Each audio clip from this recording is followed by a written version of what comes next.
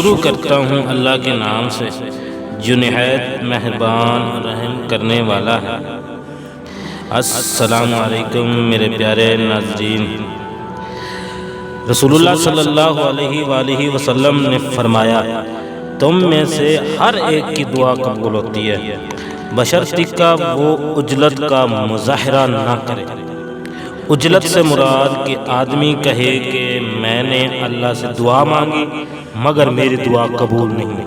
ایک اور حدیث میں حضور صلی اللہ علیہ وآلہ وسلم نے فرمایا، اللہ سے دعا کرو اور تم کو قبول ہونے کا یقین ہو، اور یاد رکھو کہ اللہ تعالی غافل اور ہلتے ہوئے دل سے کچھ قبول نہیں کرتا۔